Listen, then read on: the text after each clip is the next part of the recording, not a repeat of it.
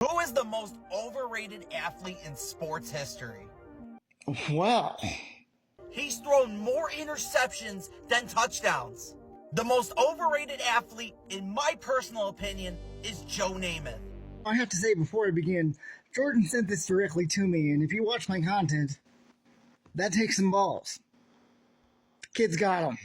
The idea that Joe Namath does not belong in the Pro Football Hall of Fame because he's thrown more interceptions than touchdowns holds no merit. Here's why. It's not because of errors, no, because running backs dominated. That's not why. It's because Joe Namath was Pro Football's first rock star athlete.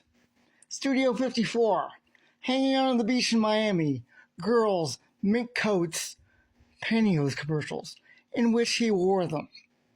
Everyone knew who Joe Namath was. You see, for the better part of a decade, the NFL and AFL were playing footsie with the merger.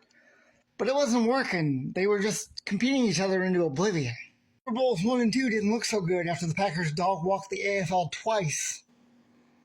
But then Broadway Joe came along, flicked a cigarette in the face of the world and said, "We're gonna win. I guarantee it." Then he goddamn did it. Joe Namath, professional athlete, pop culture star, legitimized the merger and saved an industry. Roll fucking Tide. Joe Namath's contributions to pro football transcend the game itself. He helped to elevate it from a struggling sideshow to something that is now an indelible part of the American fabric.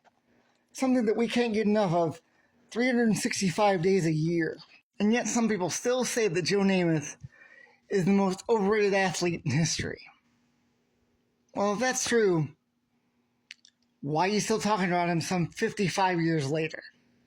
But to answer your question, why is Joe Namath in the Pro Football Hall of Fame? Joe Namath is in the Pro Football Hall of Fame because he made pro football famous. Class dismissed. And while you're at it, follow me for no bullshit football.